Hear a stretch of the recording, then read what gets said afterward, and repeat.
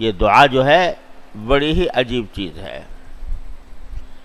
جتنا اللہ تبارک و تعالی سے مانگو اتنا ہی میرا مالک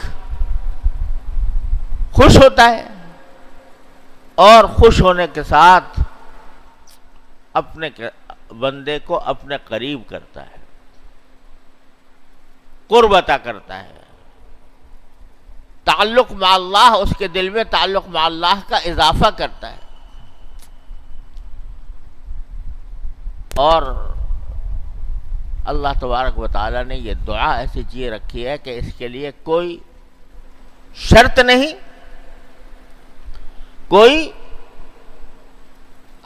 کوئی خاص طریقہ مقرر نہیں. آدمی وضو سے ہونا بھی کوئی ضروری نہیں، بے وضو ہو. یہاں تک کہ اگر حالت جنابت میں بھی ہو تو دعا کرنا جائز ہے. اللہ میں نے اتنا دروازہ کھول دیا. عورت اگر حیض کی حالت میں ہے تو قرآن نہیں پڑھ سکتی، جنابت کی حالت میں قرآن نہیں پڑھ سکتی. لیکن قرآن میں جو دعائیں ہیں ان دعا میں سے کوئی دعا کی نیت سے پڑھنے کی اجازت ہے. اتنا دروازہ کھلا ہوا ہے. دعا کے لیے قبلہ رو ہونے کی شرط نہیں کہ قبلہ رو ہو کر ہی آدمی، بیٹھنے کی بھی شرط نہیں، کھڑے ہو کر چلتے ہوئے اس کی بھی شرط نہیں کہ آدمی مصلی پہ بیٹھے، دو زانو ہو کر بیٹھے اور قبلہ رو ہو کر بیٹھے. شرط نہیں. البتہ آداب میں سے بے شک ہے لیکن شرط نہیں. چلتے پھرتے اٹھتے بیٹھتے بھی اجازت، اور زبان سے مانگنے کی بھی شرط نہیں.